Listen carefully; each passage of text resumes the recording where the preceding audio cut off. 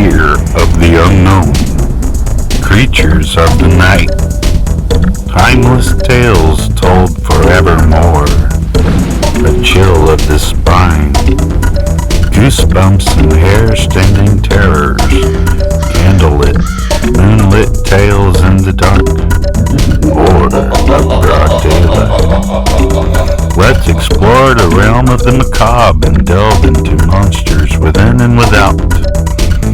Welcome to Macabre DeVille, a new podcast about spooky literature, with music brought to you by myself and Grant Howard. I am your host, Jackie DeVille.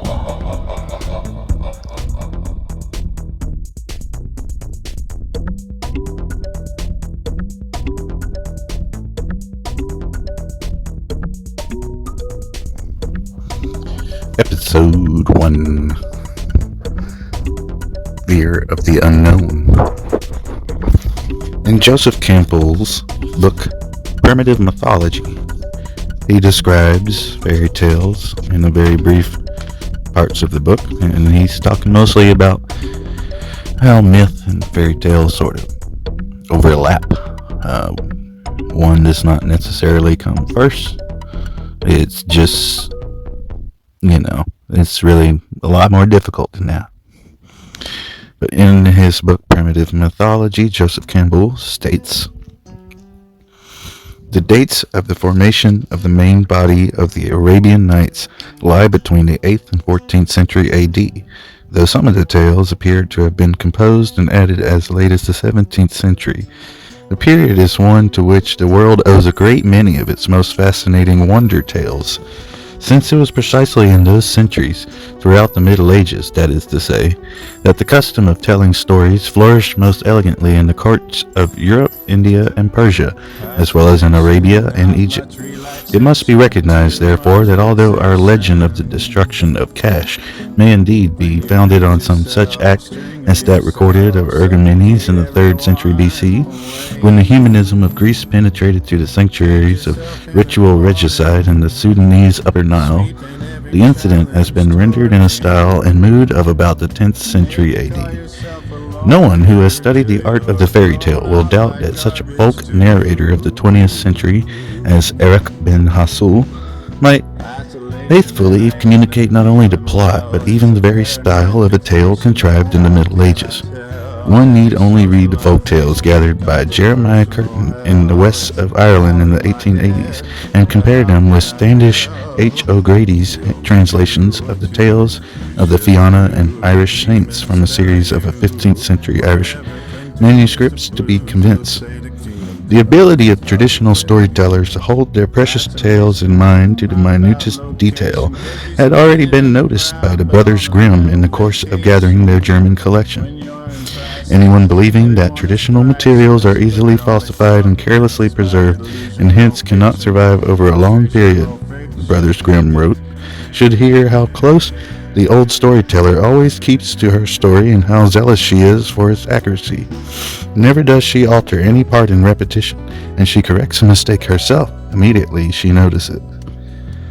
Among people who follow the old life ways without change, attachment to inherited patterns is stronger than we, impatient for variety, can realize. It is entirely possible, therefore, that our tale of the destruction of Cash may stem from the period and genius of the great collection of Scheherazade. But whence the tales of Scheherazade? And he goes on to talk about a specific story called The Destruction of Cash, and it's an Arabian story and has really big ties to the Book of 1,000 Nights and One Night, the Arabian Tales, where we get Aladdin and so on and so forth. But tonight we're not talking about Aladdin, we're talking about the Brothers Grimm, how they inspired horror and fancies of witchcraft and trolls and, stuff that you see a lot in the horror genres that we normally attribute to fantasy and horror and Gothic literature actually seems to come from German folk tales European folktales at large, and mythology all over the world. In Cinderella, the original story, we hear that the stepsisters cut off parts of their feet in order to fit the shoe. That the prince is hearing talking crows up in the trees as he is searching for Cinderella. Which we add a lot of jokes to these days, but these were inherited stories. Cinderella has roots all the way back to China and Egypt. We think it's probably one of the oldest tales ever told, along with Beauty and the Beast.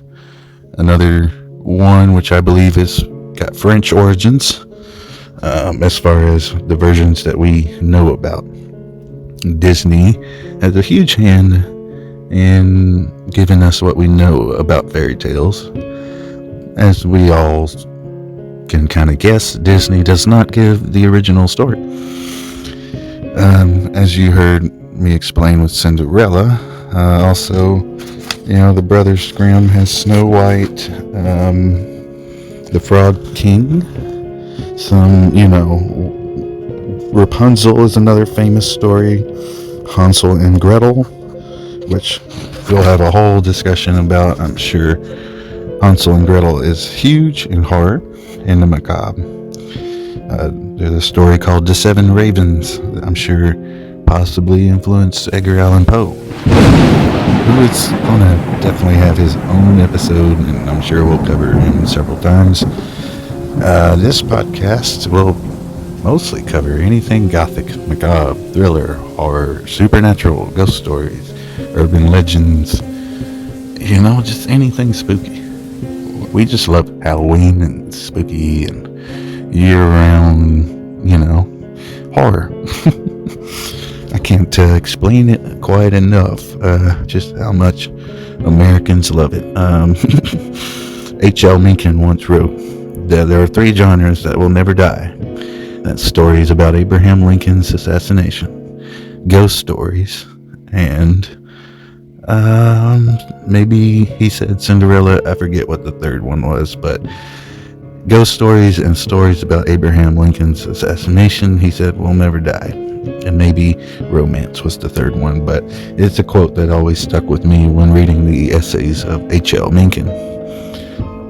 Now, going back to Hansel and Gretel, in the book Primitive Mythology, which we mentioned earlier, Joseph Campbell talks about something that we now sort of have confirmed, but it's still a soft science. It's a work in progress, and it's the idea of inherited memory, DNA giving us memories of, that passed down through generations.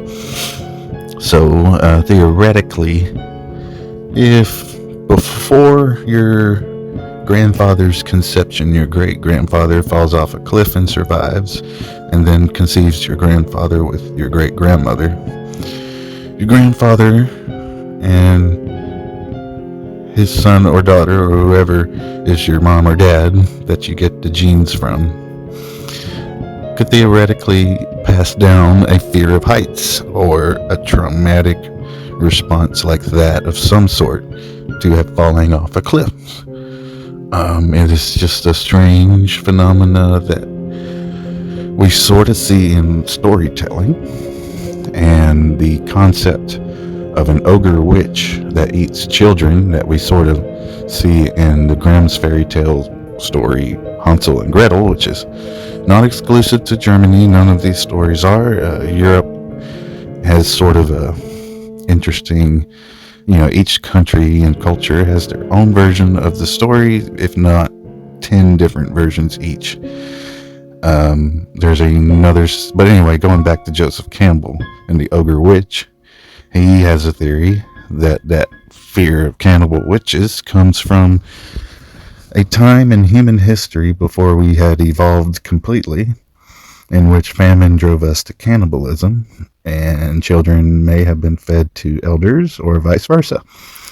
And so this sort of the bad guy eats children thing may have come from that memory of cannibalism. And it's, cannibalism is in recent history. It's not unheard of to have like some freak killer out there just sort of eating people. But also as far back as the 1500s, I think, 1600s, Europe was undergoing many changes politically, religiously, territorially, and governing wise and culturally. Like, it was such a rapid change because of lots of wars and political turmoil. Cannibalism became normalized. Marauding and murder and the Black Death normalized a lot of horror. And so, in recent memory, even, it is possible that when we shudder at certain ideas, we're really remembering things from the past. It's a theory. It could be in our DNA or collective consciousness. Richard Dawkins has a theory about memes, ideas, essentially, as a unit that sort of relates to this theory. And there is some sort of overlap between Joseph Campbell and that meme theory, I believe, in my opinion. If both were to hear the story, one of the gentleman I mentioned is dead. Joseph Campbell, I believe, is long dead. Richard Dawkins is still around, but he probably would disagree with all of this. So I am an amateur thinker. I do not have a college degree. I do not have advanced knowledge of philosophy either. But there is some credit to be given to Joseph Campbell, the Brothers Grimm, and folklore and mythology in general when it comes to spooky tales. You know, religion gives us a lot of background on the macabre, especially with the afterlife and ghost ideas of demons and hell and vampires even. We will have an episode about vampires existing in Hebrew literature as well as other folk tales. Folk tales will be a major role in this podcast, as well as Gothic literature. I did want to start right off the bat with Frankenstein, because Frankenstein and Dracula are all well and great, but if we don't start with the basics of storytelling, which we get from folklore and mythology, oral tradition, and our history, we're not going to have much of a basis to really go further on, because when we talk about Frankenstein and Dracula, we want to kind of refer back to what inspired Bram Stoker and Mary Shelley. And most likely we will find that fairy tales, folklore, mythology, and religion have huge impacts on both of those writers, who had huge impacts on the horror genre. And there are lots of genres that deal with spookiness. Sci-fi, which Mary Shelley is attributed to inventing, and I wouldn't be one to disagree. I mean, Frankenstein is pretty much the earliest popular novel representation of science fiction, and it's also one of the earliest influential horror novels. And I would like to interview some friends about German folklore and fairy tales and Grimm's. There will be more elaboration on that in future episodes. But these little quotes and ideas, keep them in the back of your head as we proceed further. I'd like to end this segment now with a little bit of music, and we'll jump into the next segment, which will discuss the story of Hansel and Gretel.